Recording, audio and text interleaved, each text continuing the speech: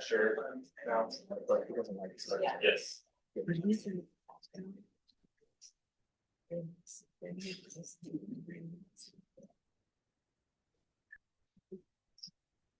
Okay, we're going to get started with our fourth part of the series here. Dr. Chris Bukowski, Ayla, and Alex, who did wonderful jobs on their presentations, Dr. Bill Payne, and of course then the online portion. So this is actually the fifth part of the series. There's one more next Monday panel where we're all going to discuss the 250th anniversary today. So first I want to thank Dr. Payne and Dr. Bukowski for organizing this event. I also need to thank the Massachusetts Historical Society for providing the fellowship that is the basis of some of this research that I'm going to share today. All right, so our topic today is why Boston? So Boston is the epicenter of the American Revolution. That's where you have a lot of the political acts, the violence that leads to the American Revolution. So why Boston? I think there's a lot of Sabres fans right now going, why Boston? But, we got the first one. Today is also the Boston Marathon. So Boston. So why Boston? What is it about Boston that leads to the American Revolution?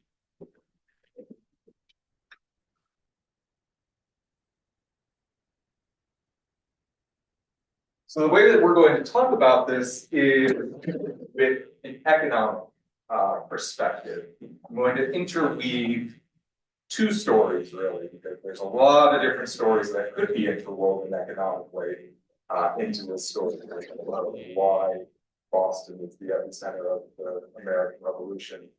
But I'm going to be focused on two aspects of Boston's economy. The logwood trade, which I know a lot of my students know about. What is logwood? Most people don't know. Logwood? What was that? Students? It produces colorful dyes. Produces colorful dyes. Purple, red, black. And it's oxidized with copper. It can actually produce blue as well. And this was one of Boston's major cash crops, but it's not very well known. This is a traditional map of the economic system during the colonial period, right? So we all know that fish, timber, those are important commodities for New England. We know that we have sugar plantations in the West Indies. We have tobacco in Virginia and Maryland. And this system, this economic system that was created, you have flows going from Europe to Africa to the West Indies to North America and back. So we've got our map of the triangular trade.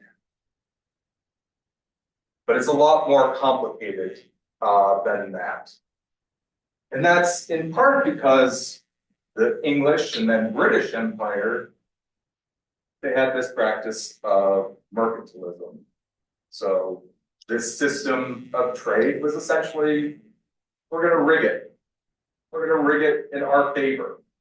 Makes sense, we're the mother country, right? So we get to make the decisions. And the decisions was that they were going to leave the colonies underdeveloped. So you've got in the South, they're growing tobacco and sending that to England in return for manufactured goods. West Indies, you've got sugar. You're producing the raw materials for the mother country. And what did you get in return? You got manufactured goods, finished products, and the English marked it up at 350 to 500%.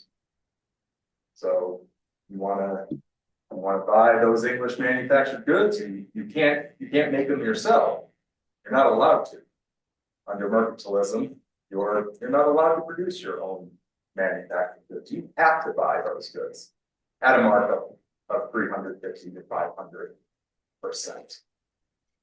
That's not a very good system of trade. But if you're a tobacco planter or a sugar planter, you've got a bunch of slaves working for you, you can make a decent living doing that. But Boston and the northern colonies were different. They didn't have that cash crop. So they had to come up with really creative, sometimes complex, Byzantine almost solutions to this problem. So what did Boston do to get around the problem of mercantilism and the navigation acts? Well, initially they turned to smuggling and piracy. In order to bring in gold and silver, they had to bring in, they had to trade with pirates.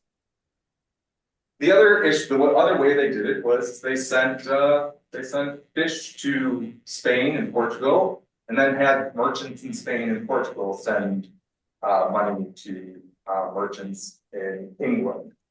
They did the same thing with the West Indies. They had to send fish and timber down to the West Indies, and then they had to send the merchants they dealt with in the West Indies had to send what are called remittances back to England. These were bills of exchange. There was a big problem with these bills of exchange. Essentially, they were like checks. You sent them to a merchant in England, and that merchant was supposed to honor them. So, what the merchants in the West Indies, they had a positive balance of trade with England. Lots of sugar, big profits, positive balance of trade. They needed timber, they needed fish, and on behalf of the New England merchants, they paid the English merchants for the manufactured goods. The problem is a lot of times the English merchants wouldn't accept those bills. So it would be like having your check denied.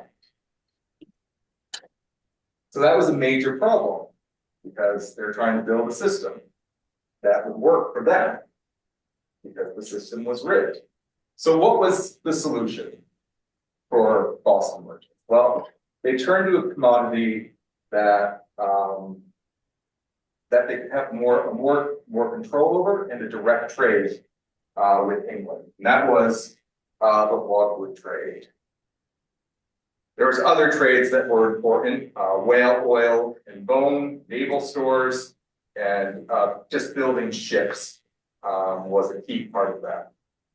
For Boston merchants, the easiest solution was war profiteering, essentially. They could outfit naval ships and receive war contracts. That was how they could make their money the easiest way.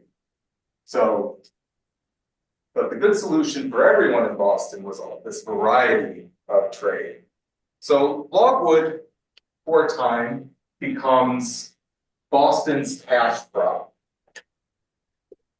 Why is it so important? Like I said, logwood is this dyewood. It's used in the textile industry. It's used in the furniture industry. And it was extremely lucrative.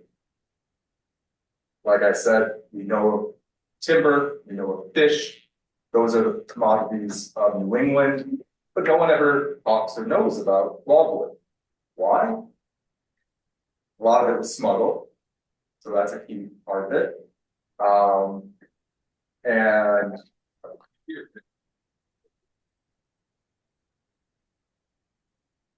And it's just not something that that historians have focused on. It's just not a big part of that. But it amounted for roughly 50% of the value of all of New England's trade during this time period, and from 1714 to 1716 when we have data. And another key part of that is that English ships went to Boston to receive this logwood. All right. So why is that important? Because the English merchants are paying the transportation bills. Instead of Boston merchants, it was the English merchants. All right. So that was key. So 50%, over 50% of cargoes on English-bound ships was logwood. What did this mean in real numbers for individuals and profits? Well, we have a case of Jacob Wendell in the 1720s and 30s. Wendell had a very active trade in logwood. And just to give a little context, the logwood trade was heavily associated with the golden age of piracy. I've got a book chapter that connects pirates, Boston, and logwood. And you have a situation in the Yucatan Peninsula where logwood is produced that erupts into the golden age. You've got two places, the Bay of Campeche and the Bay of Honduras. The Bay of Campeche is where a lot of the logwood was initially harvested all the way up until 1716. The Spanish get really upset that you've got all these English logwood cutters who they essentially see as pirates stealing from them, and they shut it down. They attack the logwood camps, they kill logwood cutters, they enslave some. Many then turn to piracy. Colonial officials at the time said about 9 out of 10 of the logwood cutters turned to piracy. So they're a huge part of the golden age of piracy. It was a disaster for Boston economically. It led to all sorts of court cases. People were thrown into jail for debtor's prison. It was a complete disaster for their economy. So what did they do? They tried to come up with a new solution. And that solution was to go to the Bay of Honduras in modern day Belize and begin cutting logwood there. And from there, they began to rebuild their economy. Jacob Wendell provides a perfect example of this. In 1724, he has this trade with Amsterdam where he sends about 1,500 tons of logwood to Amsterdam. What did this mean in real terms and money? It's worth about $2.5 million today. From that, he began building ships, he began developing relationships with waterfront tradesmen, and he began importing sailcloth, cordage, nails, tools, those manufactured goods to help support those waterfront tradesmen. What we're seeing is the building of Boston's middle class.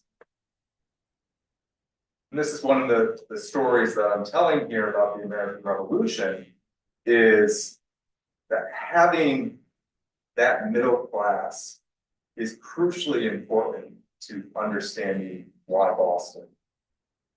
Having a middle class, having a lower class of seafarers, and then having this mercantile class that is engaged in a very complicated system of trade. Wendell begins to amass a great deal of wealth from all of this, as you can see. So his estate and stock in 1731 amounted to about $5.3 million today. What was he able to do with this wealth? It was generational. Wendell gave about 1,000 pounds sterling to his son. That was equivalent to almost $300,000. Be nice, right? Be handed $300,000 to start your business. He bought him his house. His son did pay some rent. His son went to Harvard. He's got two other sons, John Nico Wendell and Oliver Wendell, who also went to Harvard, and he brought them into his business with him when things weren't going particularly well in Boston. So it was a safety net for his family and future generations. Oliver Wendell Holmes, I don't know if any of you have heard of him. He was a Supreme Court justice. Harvard has the Jacob Wendell Prize for some of its undergraduate students today. So generational wealth was built off of logwood.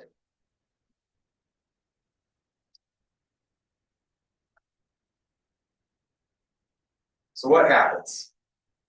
Here's, this is just a table to show you the importance of the shipbuilding and outfitting industry. You've got over 30 different professions that are making money off of that trade. Building ships, outfitting them, and this is just the breakdown that I've done in my economic work of where that money is going.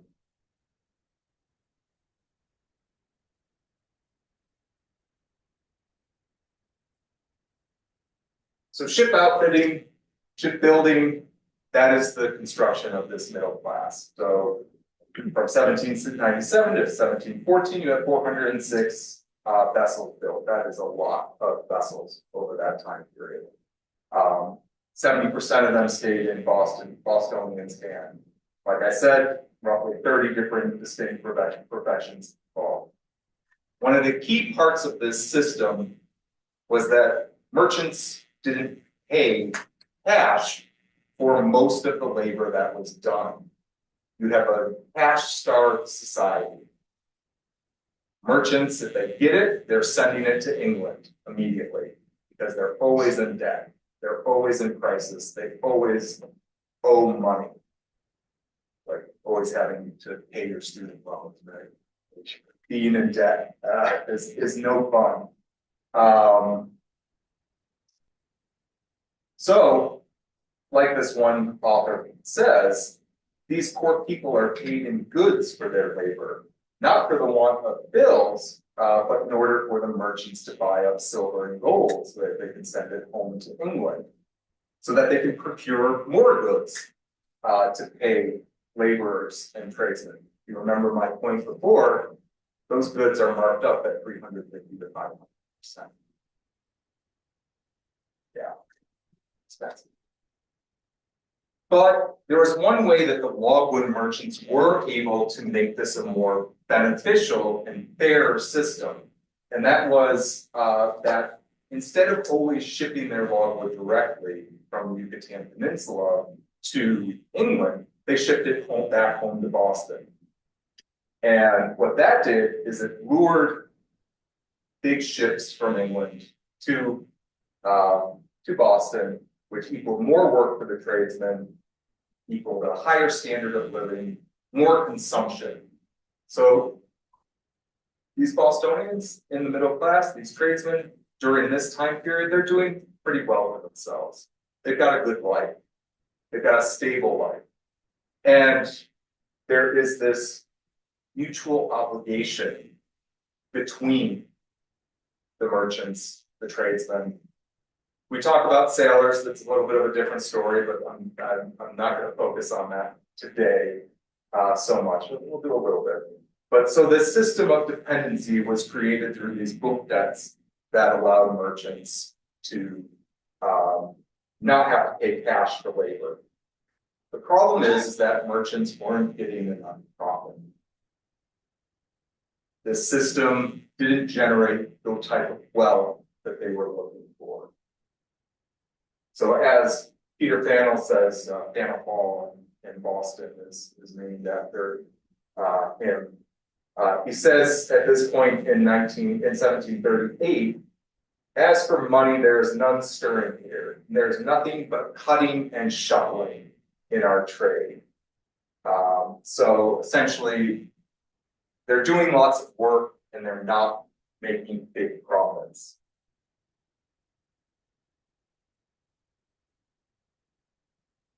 How do you make big profits? War. You're somebody that has a lot of assets, a lot of cash that can be moved. War is a way that you can make money. And in 1739, war breaks out between Spain and England. It's called the War of Jenkins' Year. This was caused because of the logwood trade. The Spanish were attacking English ships for having logwood. Jenkins was somebody who had his ear cut off. He was the friend of the king. He came to the king and said, look what they did to me. And that became the basis of the War of Jenkins' Ear. Funny name for a war, but that's the background for it. Immediately when the war starts, merchants begin to move their money. They move it out of the logwood trade, they move it out of shipbuilding and outfitting. And all of the major players, all the big merchants do it, including Jacob Wendell, Peter Fannell, Thomas Hancock, the father of John Hancock. You might all recognize the name, John Hancock. John Irving, who was the second wealthiest man in Boston, Charles Apthorpe, and Edward Bromfield, and almost all of them were associated with the logwood trade. There was a big expedition to take the French city of Louisbourg. Boston merchants and officials, they poured their money into this campaign. They impressed people into fight in this battle, and it was extremely expensive in both money and men. The Royal Navy also was involved. So Royal Navy ships are there, and they're impressing sailors, many of them, during this time. But sailors are mobile. They can move, and many of them began to flee to neighboring ports, New York and Newport in particular, to avoid the Royal Navy press gangs. And what they did is these were the sailors involved in the logwood trade. They brought with them all of their knowledge and experience. And essentially, there's this feeling in Boston among sailors that we are disregarded. That's impressment essentially meant enslavement for the entirety of the war. So the way that impressment laws worked is you were impressed and you were not released until the end of the conflict. That was a change from King William's War. Prior to that point, it was a year. You were impressed into the Royal Navy, you would serve a year, and then you would be released. So still not great, but some of these wars, this one lasted from 1739 to 1748, 9 years of your life, if you got impressed in 1739. Samuel Adams, who founded the Sons of Liberty, these acts of impressment really influenced him. As he says in this one remark, it says, when it's considered that the immediate sufferers of impressment were people of the lowest rank, though I think full as useful as their neighbors, who shop at the wealthier people in the community who live at ease upon the produce of their labor, it is not all that surprising that their resentment grew up into rage. So the waterfront erupts into riots. There's major impressment riots throughout the 1740s. So you've got a lot of agitation over this issue. But the consequences of merchant actions can be seen in this table. This is the logwood trade from 1688 to 1770, really built up to 1776. But as you can see, Boston controlled the trade until 1744. That's the Louisbourg expedition. So that's when Boston merchants are focused most heavily on war profiteering. That trade completely moves to New York City and New York merchants going forward.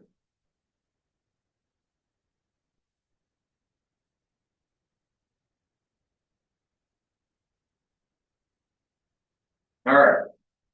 So what are the consequences? What are the grievances that Boston has? And it's not just the waterfront tradesmen and the sailors that are really upset over what happens in the aftermath of the War of Jenkins' Ear.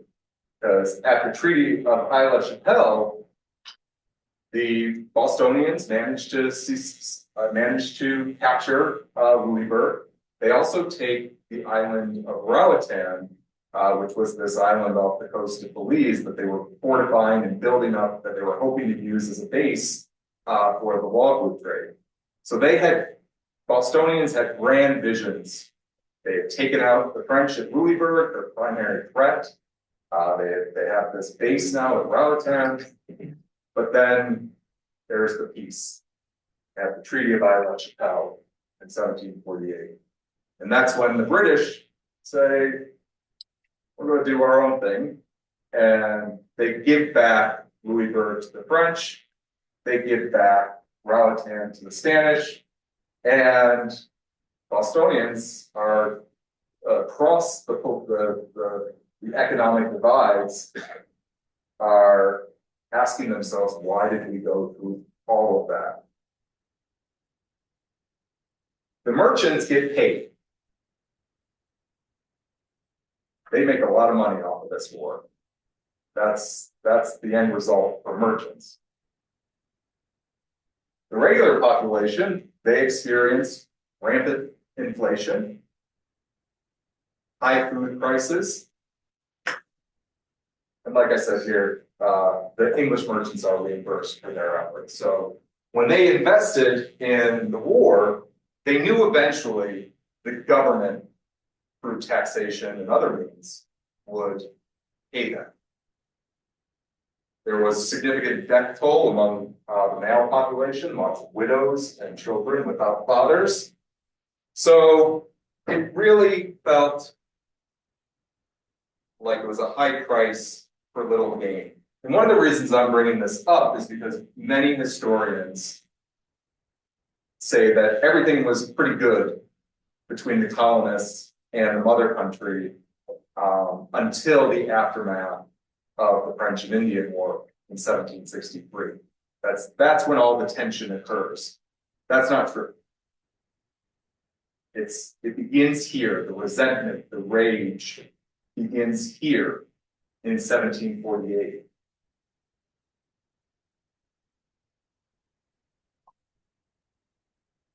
So I'm going to jump ahead to the French and Indian War real quick. We're not going to talk too much about it. It's very similar to the War of Jenkins' Ear. Boston merchants, they pour their money into war profiteering, the war campaign. There's impressment riots again in Boston. And then you get the aftermath of the French and Indian War. So this is a major victory after the end of the French and Indian War for the British. They defeat the French and they kick them off the North American continent. For Bostonians, the French had been their major enemy for close to 100 years. Whenever war broke out, it was privateers from Louisburg that attacked their fishing industry. This was should have been a moment of victory, of relief, that the French enemy is finally removed from the North American continent. But that's not what happens. We all know that. This all ends in revolution. So why? And why Boston? Well, a big part of the equation is debt. Now, we see here, this is the profit essentially of English merchants. This is what was imported from New England. This was what it was exported primarily to Boston merchants. As you can see here, the trade deficit in 1771 was over £1,000,000 sterling. And as you can see, it just rose and rose and rose, except for this brief period here during the boycotts. We'll talk about that just briefly. This was an unsustainable system.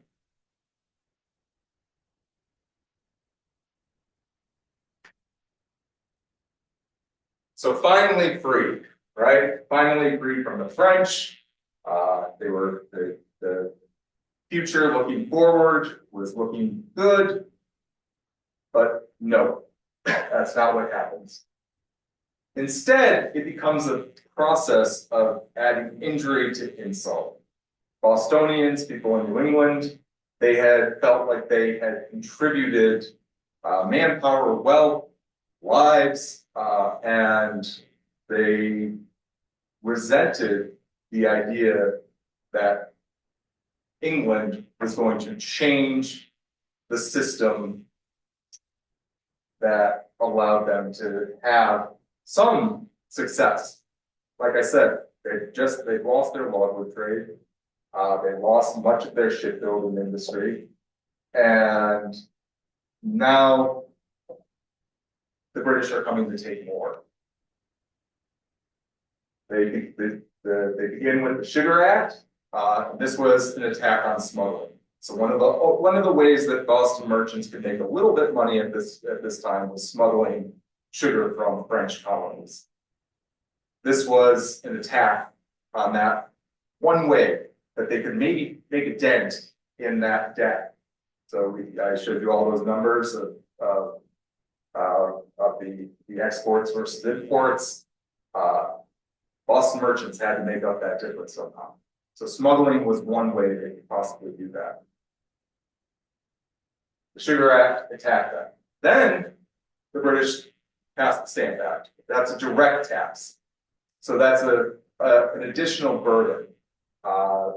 People in New England already had to pay local taxes, and they were paying 350 to 500% on English manufactured goods, which is essentially a tax. They had no choice. They could not compete with English manufactured goods. They couldn't make their own. So you've got a pretty volatile situation developing with lots of resentments. So when the Stamp Act is passed, you have riots that break out, and then a threat of a boycott. So that was what ended the Stamp Act, was that threat of a boycott, because British merchants are making a fortune.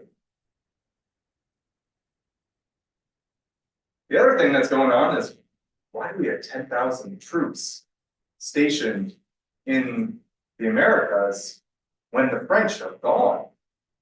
We have our own militia. There's no real reason for these soldiers to be here. And yet we have to pay for those soldiers. And not only that, which we'll talk in a minute about, but they're also taking our jobs.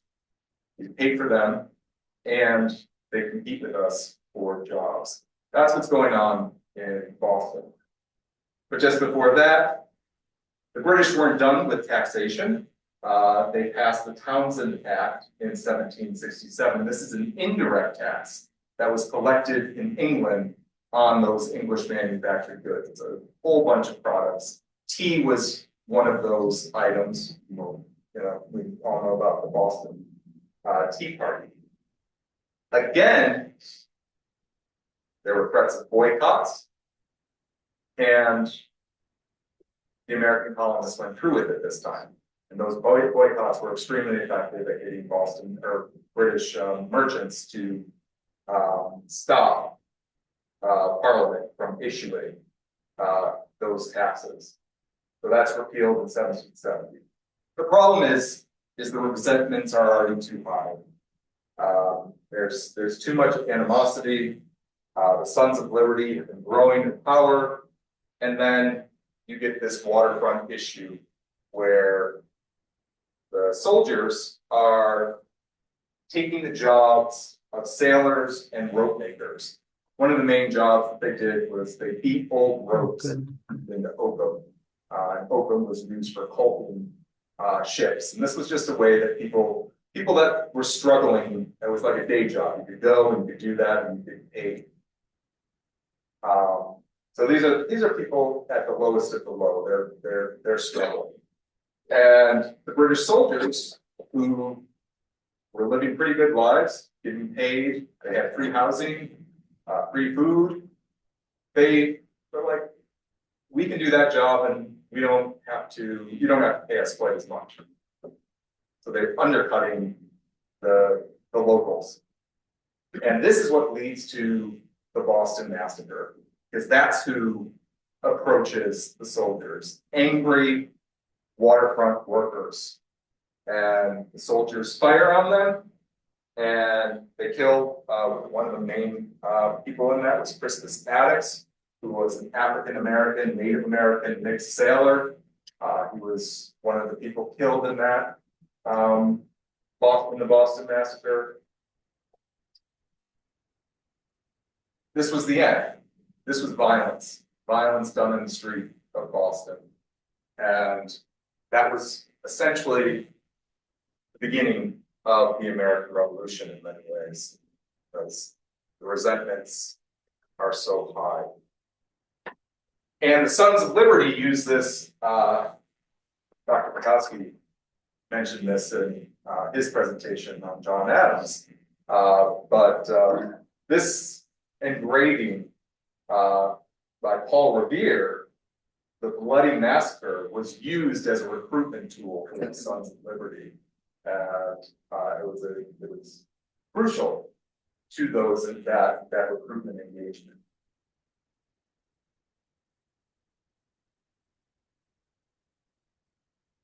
All right. So you get the end of this period. You get after the Boston Massacre, you've got the Boston Tea Party with the tea being thrown into the river, and then you get the intolerable acts. The Port of Boston is closed, the charter revoked, and you get more bloodshed at Lexington and Concord, and that's it. We're going to revolution. So why Boston? The story is complicated, as Dr. Payne mentioned in his presentation. There are factors, there are roots, economic roots that spread backwards in time. Issues that historians haven't really thought about that much in terms of understanding middle class, lower class, upper class, and how those are all integrated into these systems, these economic systems. In this case, the story I'm telling is one where you've got this key commodity, logwood, that is lost. That was a core part of Boston's economy. That supported the shipbuilding industry. That was what was bringing the ships from London to Boston. Once New York takes it, those ships aren't going to Boston anymore. They're going to New York.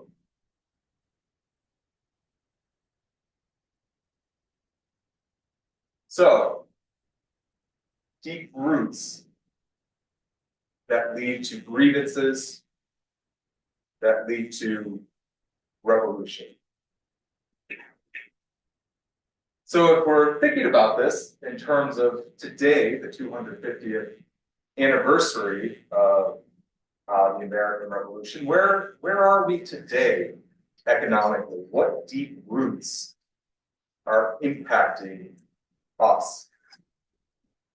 I'm only going to bring up a few that are recent. What are the destabilizing effects on our economy today? We had COVID. Everyone was sent home.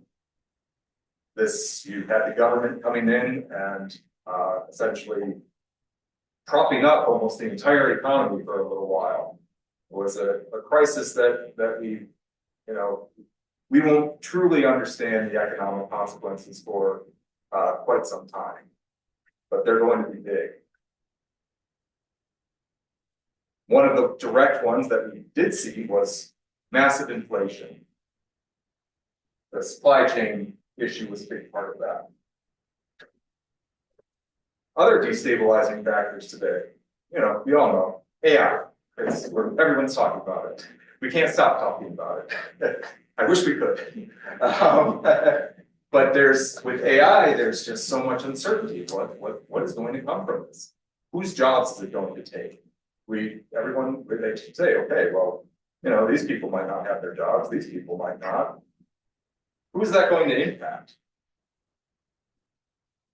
Will it impact students? Whose jobs are going to be lost? And it creates an immense amount of uncertainty for people. And that takes a big mental toll.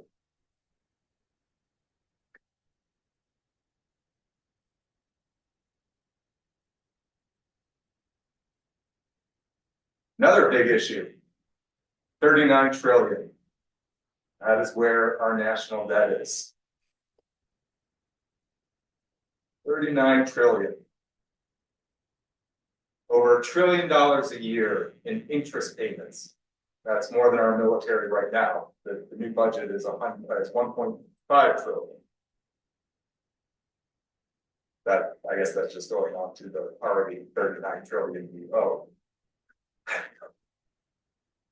So what that means, though, is that's $1 trillion every year that's not going into social programs or going into the military. That's $1 trillion that's being paid in just interest. Who's going to pay that piper? And then we've got this situation in Iran. More inflation, more uncertainty. What does it mean for most Americans in many ways? Economic and employment opportunities. People have dreams. It's sad in academia, especially with the historical profession struggles. But there's a lot of students that would love to go on and be a history professor. But our economy is not supporting that type of job. So those are dreams. My daughter, who's 7, regularly says, I want to be an author. What is that going to look like?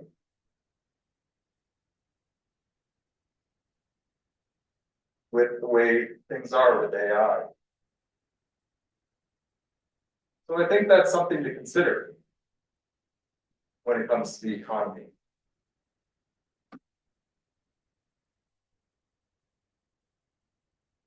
We have persistent high inflation, high housing costs. So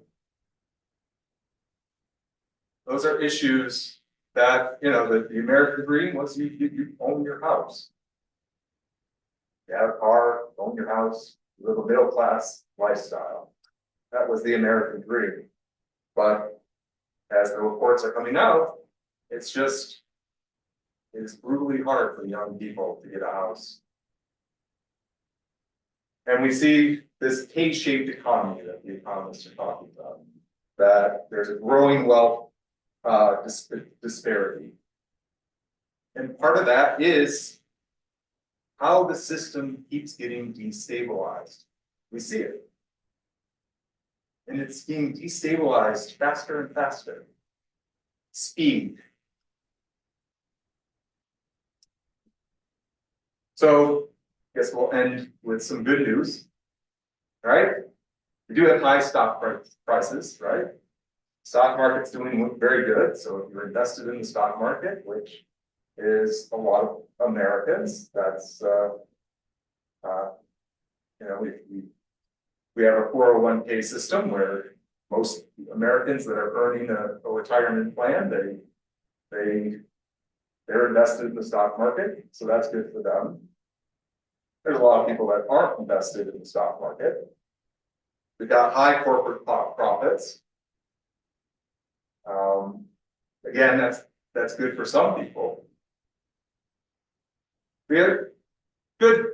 This one's good. Our unemployment rate is at about 4.3. It's about a percentage up from last year, so it is ticking upward a little bit. So it's definitely something to look at. But 4.3% unemployment rate is pretty good historically.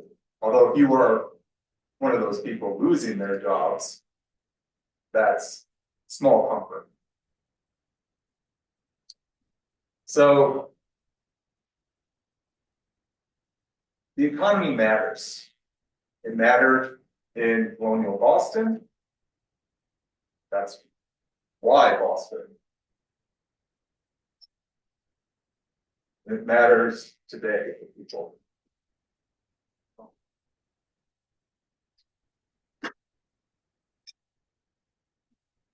We have a question in the comments? Yeah. Okay. Did you see it or do you want me to read it? I can read it. Okay, it says, we don't hear a ripple effect of the same issues with logwood trade deficit, et cetera, that occurred in Boston and New York or Philadelphia from 1744 to 1774. Why not? We don't hear about the ripple. We don't hear a ripple effect. Well, what we see in both Philadelphia and New York is economic progress. Their populations are growing. The logwood trade in New York City is becoming a key part of their economy. So New York was one of they're the ones they did not vote initially to sign on to the Declaration of Independence. They had the highest number of loyalists, merchants especially. Part of that is because they had a lot of connections with British merchants through the developing logwood trade they were bringing into New York at that time. Philadelphia gets involved in the logwood trade pretty heavily after 1763. So 1763, the British take Belize. I don't know if this was the Quaker sentiment, but the logwood trade was extremely violent. And after 1763, it's in British hands. So you see a lot more merchants from Philadelphia getting involved in that trade. So is the question, why is it, I mean, the reason why Boston's being destabilized is because they lost that trade. New York and Philadelphia are gaining population and their economies are growing.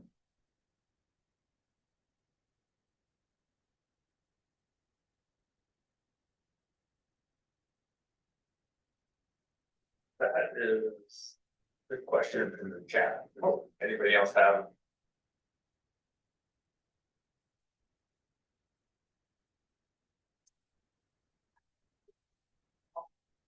What were the economic implications of the possible merchant trade in Boston? So it's really significant. And one of the issues, there were a number of Boston merchants that spoke out heavily against impressment. It impacted their trade. If you were a merchant and you had perishable goods on your ship, you wanted that ship to sail, and you needed your sailors to get that ship to sail. So you did have a group of merchants that spoke out against impressment in Boston. The people most associated with war profiteering, they're not as concerned about impressment issues, and they're also investing in the Royal Navy, so they're happy the Royal Navy is in Boston, because it's a way for them to make money. So you need to split the merchant community. Those who are still invested in shipping they're upset about the impressment issue. And one of the reasons they're upset is that Boston was highly reliant on imported food. Like I said, high prices in Boston. The fact that you had the Royal Navy impressing sailors was keeping ships away from Boston that were supposed to bring in foodstuffs that could feed people. So impressment was a major issue, not only during the War of Jenkins' Year, but also in the French and Indian War. And it was a point I made in your presentation. People in Boston in particular were extremely upset by the impressment because it did not apply to the West Indies, the sugar colonies. The Crown made an exemption for the West Indies that they did not apply to the northern colonies. So it's like, why are they getting special treatment? So that's a major issue as well. We have a question here. Chris Mikowski asked, Massachusetts had such a strong economic incentive for protesting. Virginia also seemed to be all in fairly early. It had a much different economy. How would you compare their motivations? Yeah, so Virginia, you mentioned in your talk that you've got that proclamation of 1763 that essentially did not allow the colonists to push westward. George Washington was a land speculator. There were quite a few Virginians that were looking westward as a place of opportunity, economic opportunity. And the Crown refused to allow that to happen. They essentially protected that land for Native Americans. They wanted to take the role that the French had had. So you do have some economic motivations in Virginia, but they don't have the same level of protest as you see in Boston or agitation. And what really sets off people in the South was Lord Dunmore's proclamation, who was the governor of Virginia, and Lord Dunmore proclaimed that if you were an enslaved person and you joined the British Army, you would be free.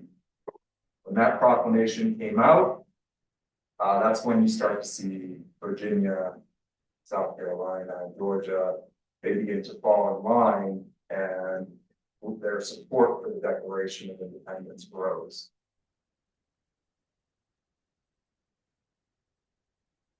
Yeah.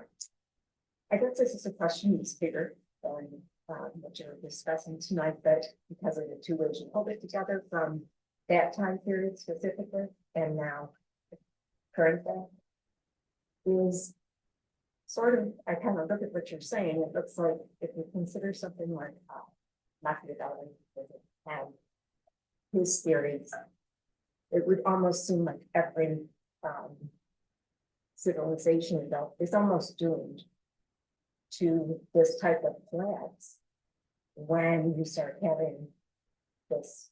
Look at empires in world history.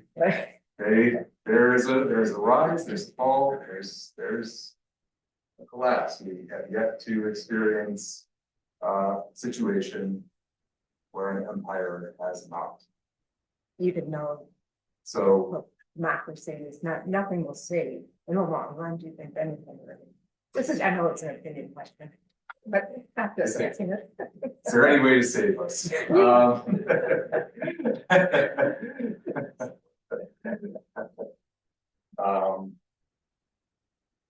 Do I have solutions to all of these big problems? No. No, I don't have solutions to all of these big problems. But I do think that taking responsibility of the problem problems is the first step. Recognizing the problems in the first place is a first step.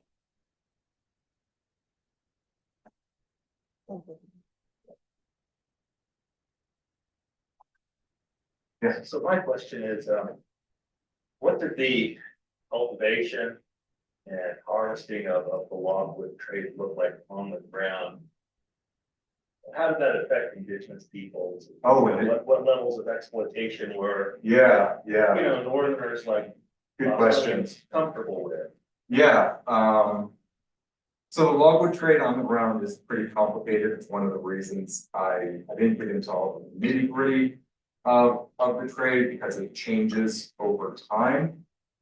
In terms of the indigenous population, this trade was initially started for the English by primarily English buccaneers that were expelled from Jamaica. So these are essentially pirates that begin the trade, and they enslave natives to work for them. They use women for sex. It's not a pretty story in in what happens to indigenous people on the ground. Eventually, when you get into about 1700, you have a lot of Boston merchants that get involved in the trade. They send their own ships down. Their crews harvest the logwood, but they oftentimes brought 2 or 3 enslaved people, mostly African but sometimes native descent, to work the toughest jobs. As I've told my classes, this is harvesting logwood was not easy. You were working in lagoons. Typically, you were working with water up to about your waist sometimes. There were mosquitoes, alligators, all sorts of biting bugs.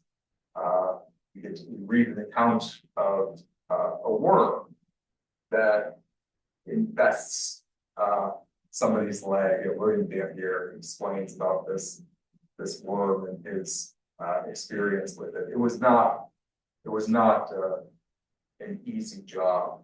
And one of the reasons I like to bring this up about pirates is we oftentimes think of them as they're looking for easy money. But when you think about some of the hard labor that they had to do with the lagoons, that's a different story as well. But part of that story is also exploitation of indigenous people and enslaved Africans as well. And eventually, as you head into the 1730s, 40s, 50s, it's primarily slave labor that harvests the logwood.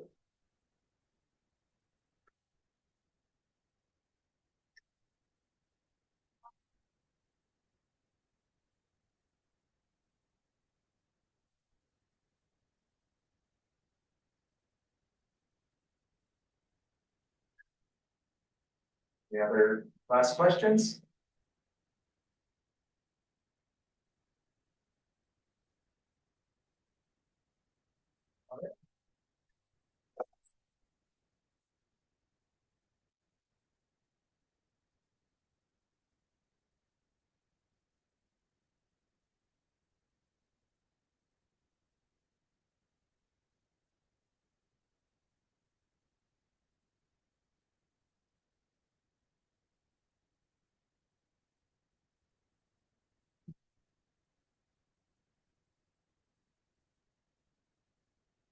Have a good night.